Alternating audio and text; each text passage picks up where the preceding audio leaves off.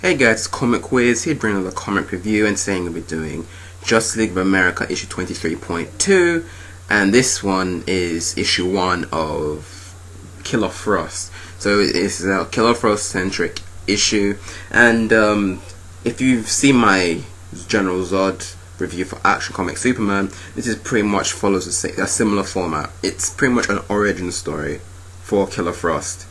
So basically it starts out quite grim at the beginning because we see someone dead in the snow, like literally frozen. You can even see her throat is frozen. Her tonsil. No, what's that little thing in the back of your neck? Well, let me know in the comments down below because I forgot what it's called. Not tonsils. What am I saying tonsils for? But it's frozen, so you just know how bad it is. She's frozen dead in the snow. And then we get a little bit of internal monologue from Killer Frost talking about how the human body freezes, how when your temperature drops and yada yada yada. So then we move on from there. And this story starts a few years in the past. Let me just confirm it takes place 3 years in the past in the Arctic Circle. And we have this character named Caitlin Snow. She's she's got a PhD holder, she's a scientist. So she came to the Arctic to come and work on, to take over the position that was the head of this research team that was headed by this doctor named Dr. Lincoln, who we actually find out was the woman dead in the snow. So yeah, so Caitlin Snow is taking over her position. So then we find out a bit about her through internal monologues, how she's always liked cold weather. She's been always so fascinated with snow and things like that. That's the reason why she took up this position in the Arctic Circle, even though people were telling her that being positioned here would be some sort of punishment, but she likes it because she loves the snow.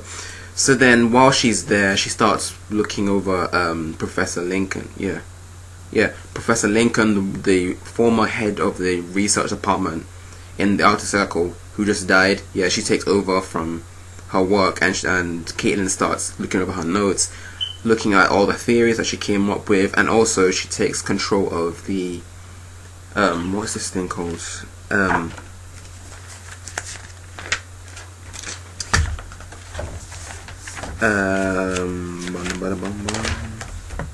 It's called a thermodynamic ultra conductor engine. So she takes control of that. So basically she starts working on trying to make it work, because Dr. Lincoln actually got close to making it work, but because she died, she wasn't able to complete her work. Everybody else who was working told her that just forget about it, there's no use in looking too much into it. But Caitlin's determined because she's so interested, she's so curious, you know, how just like a lot of scientists that you see in comic books. So obviously she goes for it, and then eventually she actually gets it to work, and she perfects it. So she's happy with herself. She's saying, oh, how I wish Dr. Lincoln could see this work, because originally it was her work, but before she can finish her sentence, Caitlin gets attacked from behind. Then we find out that her other co-workers, the other scientists that are there, are actually trying to kill her.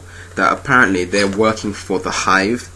So if you've been reading comics in the Nifty 2 and other stuff like that, you should know that the Hive are an organization in the DC universe right now.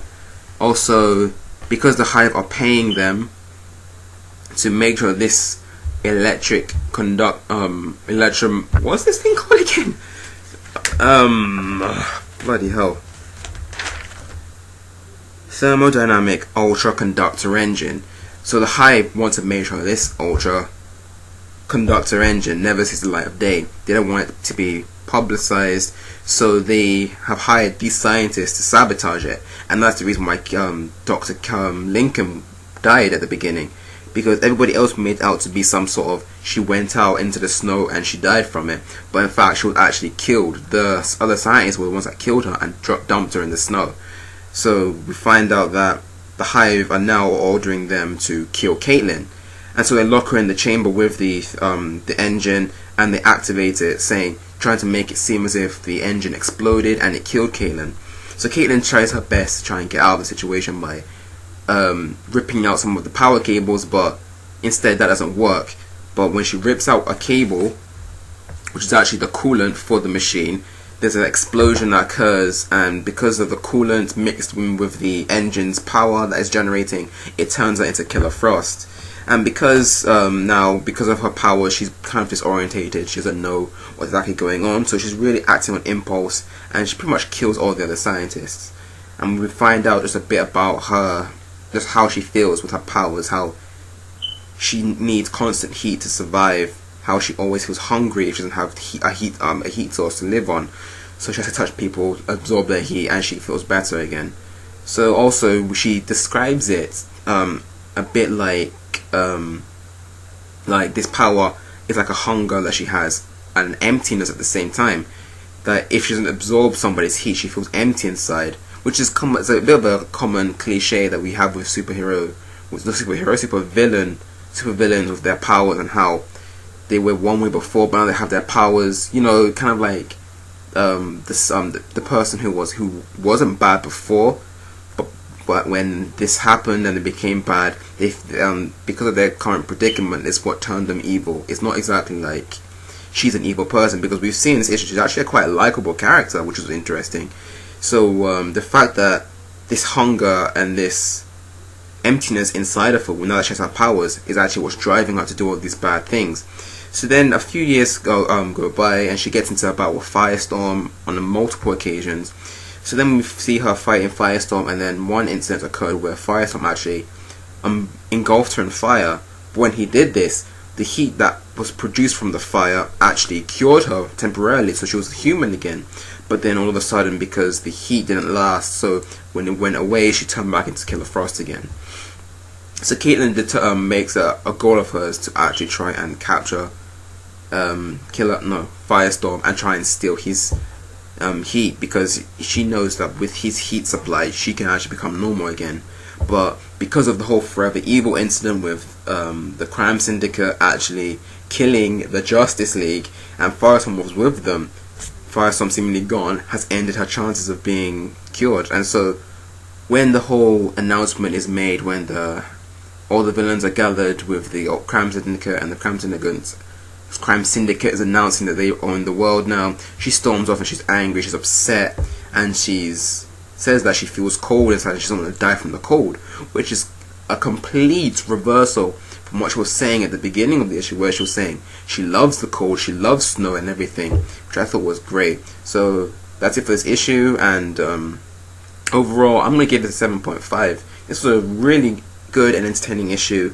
I liked the fact that Caitlin Snow is an actual likable character, because usually, and actually this is kind of a common thing, to be honest, right now in comics, how they try to make the villains like more sympathetic, like someone you can understand why they're doing what they're doing. And I like that with Caitlin.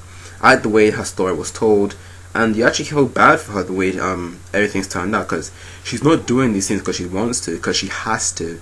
It's like survival of the fittest. If she needs to survive, people need to die, unfortunately. And I like the way her story was told, her origins, and just the fact that she's not entirely bad, and just the whole switch from her being human, how she's saying she loves the snow, she loves the cold weather, to now she hates the snow, she hates feeling cold, she hates this emptiness in her heart, and she just wants to be normal again. So I really like the way the story was told. Also, the artwork in this issue was done really well.